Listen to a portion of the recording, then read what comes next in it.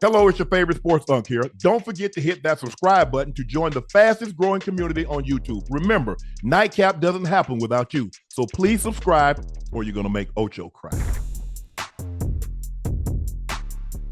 The Chiefs go on the road and win a very highly contested, a very good ball game, 22-17 over the Atlanta Falcons. They get a stop on fourth down. Algier couldn't barge his way through on 31. So the Falcons have to go for it on fourth and inches, and Bijan Robinson, the ball carrier. And here it is, Ocho. They covered up all the blockers.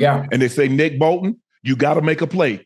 Bijan Robinson, you either got to run him over or you got to make him miss. He did neither, and the Chiefs get the ball back. Yeah.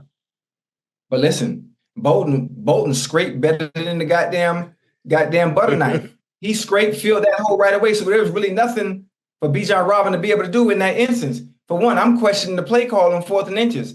If they got they got the box stacked, right? Everything's covered, right? So what's the first thing you do? You do something outside of the tendency on what you would normally run on a fourth and inches. Man, I'm play action, faking it out the belly, and got the tight end maybe coming out the backside and doing something different as opposed to what they think you're gonna do on fourth and inches. They think you're gonna run the ball. Do the complete opposite. Surprise them. If you're gonna go for it, throw the whole deck out. Throw the whole kitchen sink out. Do something different in that scenario. I mean, Spags knew he had the right play call, and Bolton made a hell of a goddamn play. I think in that situation, Ocho, you go with because if they throw that ball on fourth and inches, what are you going to say? Man, you got Bijan Robinson, you took a top 10 pick. You got Alger right there in the backfield. Okay, well, you ran the ball. You got a top 10 pick. You ran the ball, and you still got stopped. Okay, you got to give the defense some credit.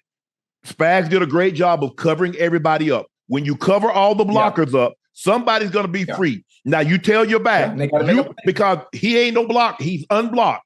You either got to run him over or you got to make him miss. Those are your only two options because now you've taken all your your wide receivers are off the field. You brought in big personnel. So they know you're going to run the ball. And if we can't, first of all, if we can't get an inch, hell, we don't deserve to win the game, Ocho. All you got to do is stick your tongue out.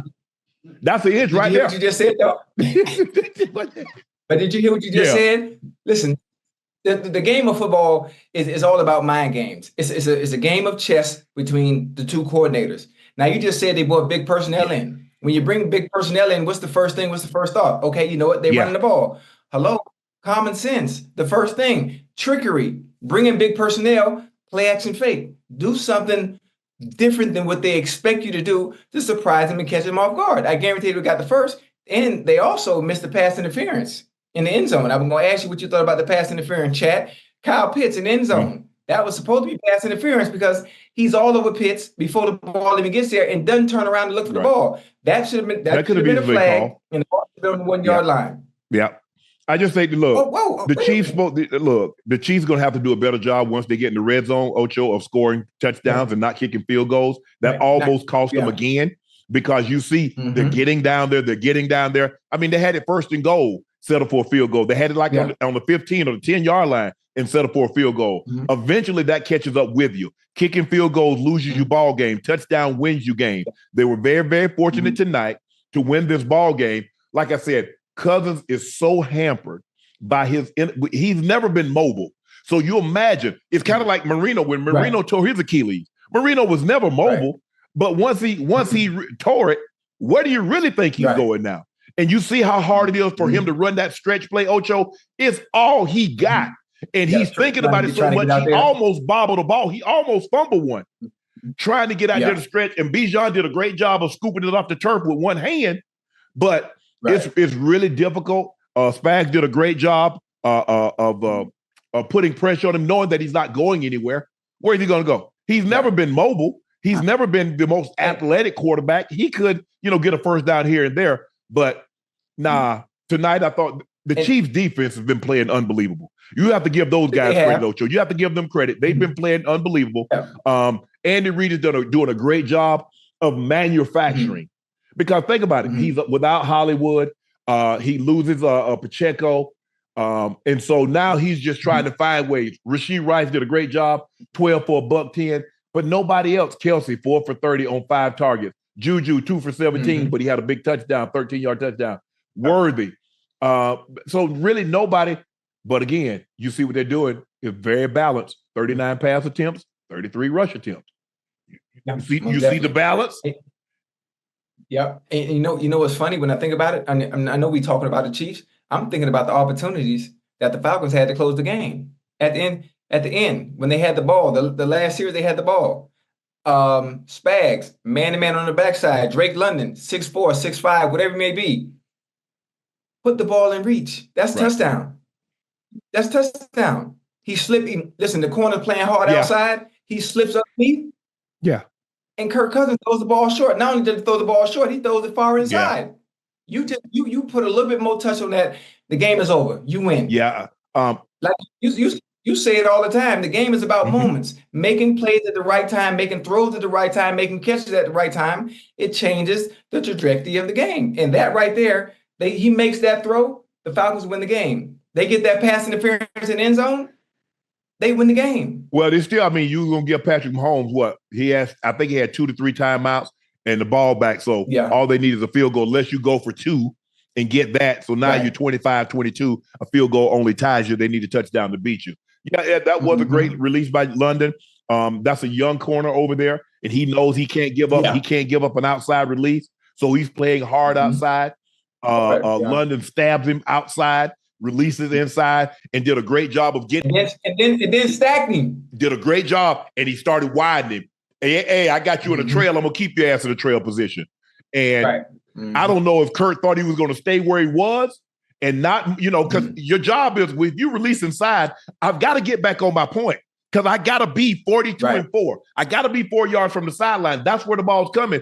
Plus, I got a headache inside that's in the center field. So I'm trying to get away from him as far away as I can because there's problems. So, look, it's either you and I have the luxury of sitting up here, hindsight and guessing, and we do see a lot of things that maybe they should have done differently or they could have done differently. I'm not so sure I do anything. Atlanta, if you really look at it, Ocho, Bijan Robinson had 16 carries for 31 yards. Algier had 7 carries for 32 yards. So it wasn't like they were getting a whole lot running the football. I think they tried to run the football. You got to keep them honest, knowing that you don't have a quarterback that has limited mobility. So I've got to keep you honest. I think the Chiefs run the ball because they're trying to protect that offensive line. We got to get some play action because if we just drop back and let them tee off on us, that's bad for us. But the Chiefs go on the road. They win a very tough ball game, 22-17 over the Atlanta Falcons. But I still think the Falcons are a good team, Ocho. I think they're a good team. I think their defense is young. But they offensively, I think they're going to be okay. I really do. I like Pitts. I like Drake London. I like Mooney. They got 2 backs, one's power, one's speed. They got to find a way to stop kicking field goals, stop hurt, because they go down the field and then they'll go 3, 4, 5 possessions where they do absolutely nothing. Well, the closer you get to the red zone, the more difficult it is to score unless you score from far out. Now, once they figure those issues out, I think they're going to be fine. On the defense end, listen, they got them 2 young bulls back there, man. Second team All-Pros last year, paired together. And Simmons and Bates, they're gonna be fine. AJ Terrell is playing good football. Obviously, people say, oh, he's getting burnt. Listen, every DB gets beat. Yeah, that's part of the game. And from the Falcons gonna be all right. They're gonna be all right. They competed tonight. They competed tonight against the Super Bowl champs from last year. And if you can play that well against them, the plays that you miss, those moments that you miss, you capitalize on those. We having a different story tonight. We're having a completely different story tonight on who won the game. They've got to find ways to win these home games. They go on the road last week, Ocho. Remember, was that Monday night and they beat Philly in Philly? Yeah. They lose at home to Pittsburgh. They lose at home to Kansas City. These are the games that you got to win to give yourself some confidence because they could easily be 3-0. They could easily be 0-3. But you got to find a way to win these one possession games more times than not. So right now they're 1-2 in one possession game. I think there was a one possession game. Maybe Pittsburgh kicked a late field goal that made it a 2 possession game. But if I'm not mistaken, I think it was at one point it was a 1 possession game late in the ball game with the Steelers and the Falcons, the first game of the season. But give the Chiefs credit. They found a way to go on the road and win. Patrick Mahomes, 26 of 39, 217, 2 touchdowns. And if you go back and look at Mahomes, It's not like he's playing great, Ocho. He's missing some. Missing some throws. He had Rice on a shallow, and he throws it back here. People don't realize how hard it is to catch a ball when you run in full speed one way. The opposite way, and the ball behind you. That's hard. I'm just, for somebody that caught footballs for a living, that's a very hard throw, a very hard catch to make. But he lofted the ball in the end zone to Justin Simmons because he was lazy. He stared him down. Justin Simmons was on the far hash center. Watching his eyes. And you see it. Watching his eyes the whole time. He's like, oh. But that's something Mahomes can work on, and something that he can probably do extremely well is you get that snap out of gun or from under center and stare right down the barrel. Stare right down the barrel. To hold him. And then and hold him a little bit, then throw the ball. But I mean, obviously Mahomes wanted to have his eye on the target so he knows when to let it go. But it gives the safety a key to let him know where you're going with the ball. You're right. So Chiefs hold on for a victory. They move to 3-0. The Falcons lose 22-17. They fall to 1-2. Lost 2 games at home, which is not good. But they got a nice roster. I love what Raheem is doing, and hopefully they can find a way to win one of these one-possession ball games.